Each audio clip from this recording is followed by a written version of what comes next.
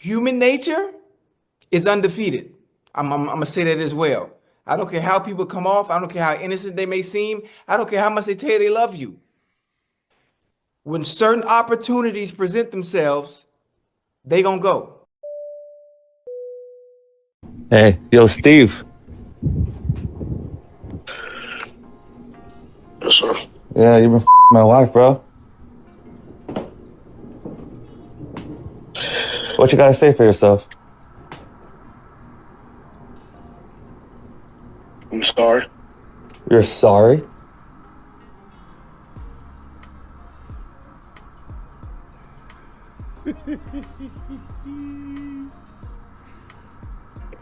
Well, listen.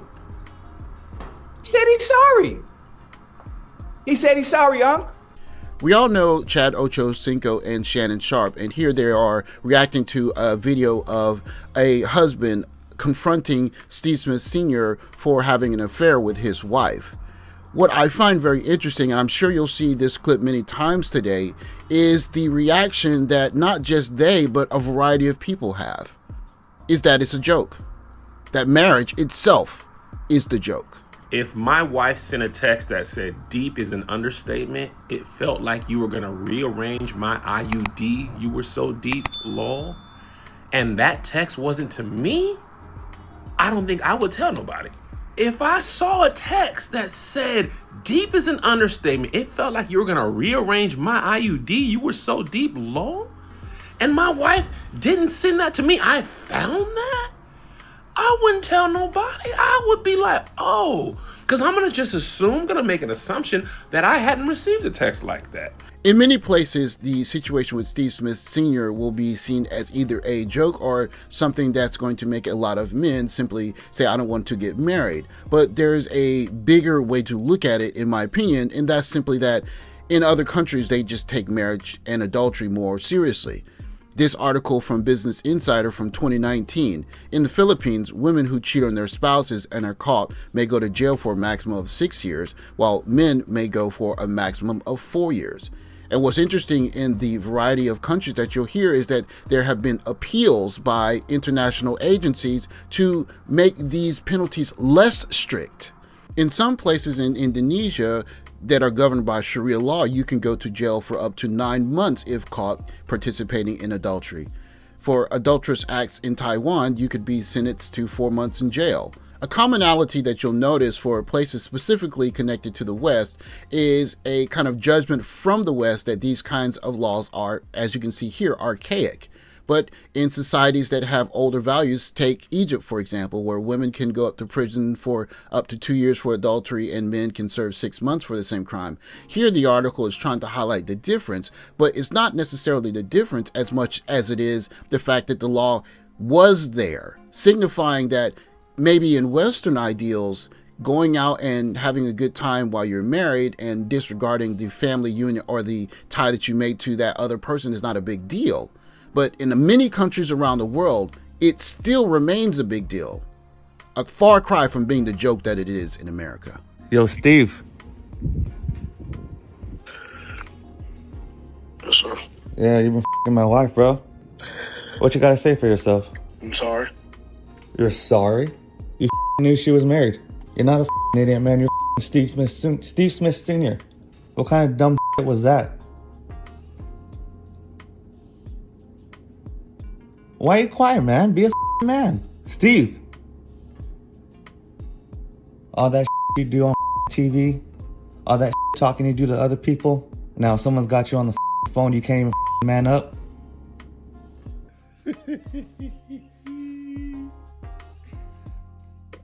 Well, listen. He said he's sorry. You have offended my family.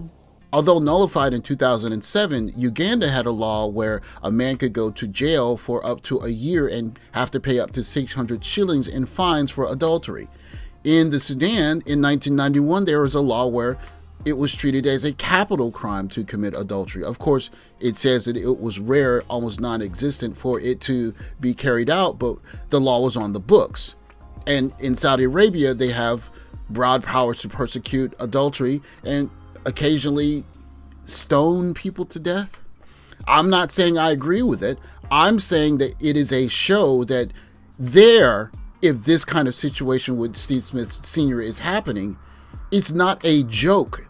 You're not going to take the man who made the mature decision to marry a woman and start a family with her and ridicule him and turn him into a national joke. First of all, you don't slap a man. That's my wife, girlfriend, someone you're seeing, someone you're talking to. You never confront the individual because Steve Smith Sr. owes you no loyalty. Steve Smith ain't married to you, bro. She's not married. Steve is not married to you. You talk to your wife. You check your wife, and that goes for any and everybody. I know a lot of people you want to crash out about your woman and all this stuff, man. Or your man. Or your man. Listen, it goes both ways.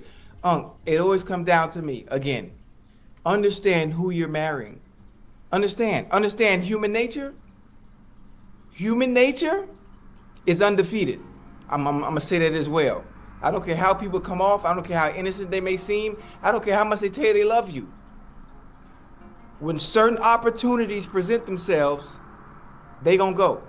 The argument that Chad Ochocinco is making here is a legitimate argument from a certain point of view. However, the point of view that it doesn't consider is ordered society. If we're all primates and the person that you want to be with at that given moment is the person you're going to go be with, then why should we have any structure in the first place? We should just do what we want all of the time.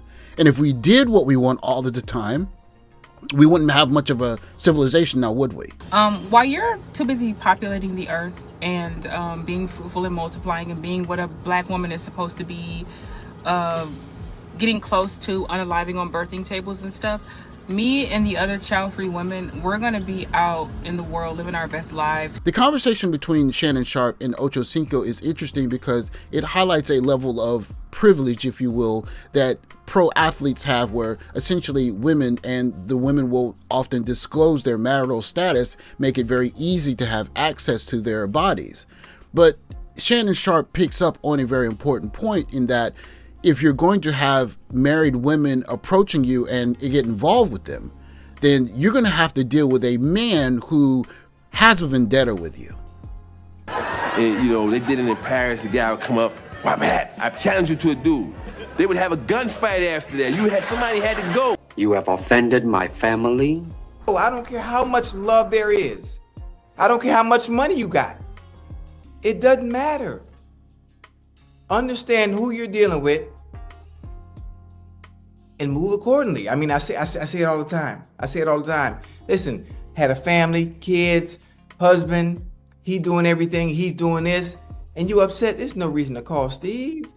That's not doing nothing. You take that up with the wife, you take that up with the missus.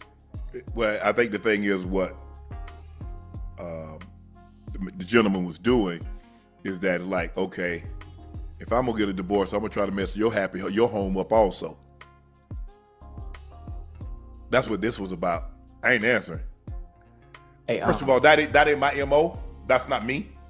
You married? Oh, this ain't nothing. It's something. You know what don't just keep it a buck with me. You married, and I'm a firm believer in this. A man might not want his wife, but the moment another man shows interest, all of a sudden it gets rekindled. And like you just said at the top, people will crash out about certain situations. That crime of passion, and juries are very sympathetic. They're very sympathetic in situations like this. Crime of passion. Leave it alone, guys. If my wife sent a text that said deep is an understatement, it felt like you were going to rearrange my IUD. You were so deep, lol. The conversation these two gentlemen are having is one that is as old as mankind. They're having it from the privileged position of being very high on the sexual appealing ladder, if you will, or scale. And so a young lady who might be some other man's wife who does something less appealing, like being an engineer or some kind of regular worker, has to deal with the idea that his wife wants to be with a football player and have her IUD rearranged, as it was put. It's all fine and well if you don't do marriage and you're going to let the football players and the higher status guys pay for all the women. But in the absence of that, how do you get that quote unquote lower status guy to commit to the society? How do you get the engineer, teacher, non-football playing, non-millionaire guy to commit to an orderly society? The answer is you don't. And these two gentlemen are trying to appeal to that guy to not crash out, because that's all they can really see in that situation. Other societies, however, have seen the looming issue with this and said, essentially, we have to find some kind of way to control behavior of not just men, but women. Otherwise, we're not going to get guys forming families. We're not going to get guys committing to building society. You're going to get guys checking out. And that's pretty much what we have right now. Chad Ochocinco and Shannon Sharp can't see it, but guys lower, or should I say average guys, can see it. There's no appeal to be in a family with a woman who essentially wants to marry the higher status guy, and she's going to act in that way to get him, even if she's in a marriage. And even if she breaks the marriage, the guy who she left is going to owe her something. That sounds like a recipe for disaster. In the day of the duel, when casting dishonor on the family was a thing, there was a recourse for men that were aggrieved by a different status guy making a pass at their wife. They could deal with it like quote unquote gentlemen. But if that young lady knows she can go to court and get money from that gentleman, cry, and then go still have a relationship with that football player while still having the children, that's an awful deal that makes marriage look like a joke to stand-up, tax-paying, law-abiding men. And what are men doing? They're walking away from marriage. And well, they should. Thanks for watching. Like, subscribe, comment below. I'll catch you next video. Take care, guys.